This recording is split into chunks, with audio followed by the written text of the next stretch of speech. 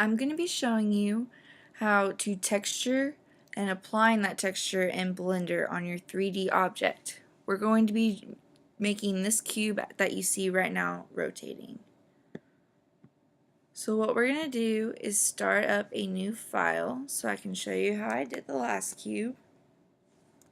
What we first need to do is unwrap the object, which is basically making it into a flat image that you can basically color on. So it's like a coloring page, and then you're going to apply it onto your object.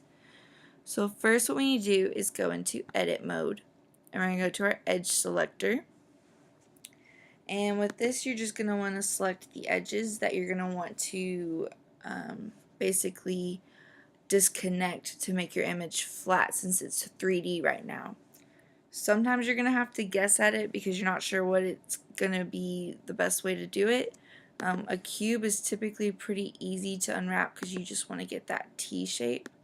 So what I'm doing is I am just shift holding and right clicking to select these edges.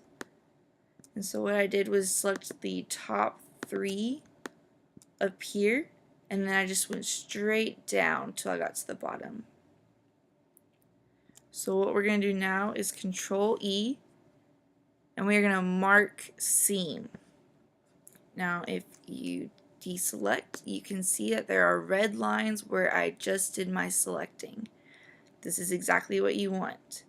You are then going to need to open up your other side over here so that we can open up our UV image editor.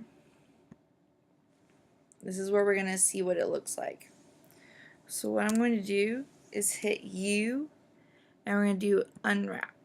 And as you can see, we have the T shape that we were looking for, which is perfect. Just to show you, if you aren't sure how to unwrap something, you always have the option of doing a smart UV project. This will do typically a pretty good job, but it won't do it in the way that is always best. But if you need something quick, you could do this, but it can make things more difficult as you don't know where things are placed exactly. Whereas with this one, our T-shape, we are able to figure out a lot better which box correlates with what. You can also select this little cube right here, and what it allows you to do is to select a box on your cube, and you can see where it is on your UV. That way, if you're trying to figure out where this face belongs, you can see, okay, it's right here, and then when you're texturing, you know where you need to put everything. So what you need to do once you have your UV the way you want it, you're going to make sure you have your whole thing, your whole cube selected, and you're going to do UVs, export UV layout, and you're going to want to save it somewhere. You're then going to want to open it up into Photoshop. So we're going to open up Photoshop, and here's a UV project right here. And then what you do is you're going to want texture. So as you can see, I already have my texture made from our cube. And you want to make sure that you get rid of the lines from your UV. So I have a layer just with my UV. You can see the lines for the outline of all the faces that we had. And you're going to make sure once you're done, you turn it off.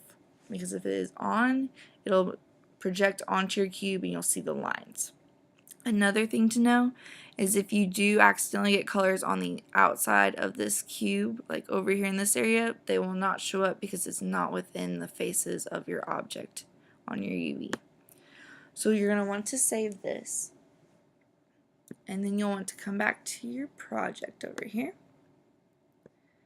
and we are going to go over here to this little sphere, and this is where we do materials. You're going to want to switch over to a cycles render.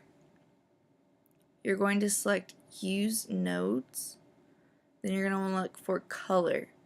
You're going to come over here and select this little dot, and you're going to do image texture. Alright, now you can see everything over here is kind of changed a little bit. We now have an area where we can select a file. So we're going to hit open, and we're going to go find where we saved our UV that we made in Photoshop with the texture on it. So mine is right here.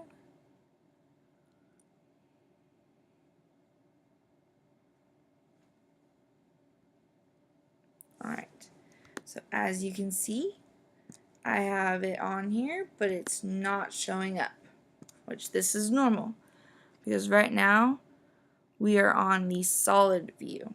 What we need to go is to either texture or material. You can also do rendered, but this is going to take could possibly crash your computer if you're doing something complex. I typically go with material or texture, so we don't need this over here anymore. Alright, so as you can see, go back to object mode. We have our cube and everything is looking good. Everything was where I wanted it. And if you ever find that you say, I wanted my wildcat to be right here and wanted Blue Wolves vids to be where my wildcat is, all I would have to do is go back to my Photoshop file and switch these around and just move them to where they need to be. And then if I find, oh, Blue Wolves vids is upside down, all I'd have to do is rotate it and then go back through the steps again of opening the file, as so. And then look at it again and see if that's what you were wanting. It's pretty simple. When you get to a more complex object, it gets hard, so it's always best to start with simple shapes and texturing them and working your way up to the bigger projects.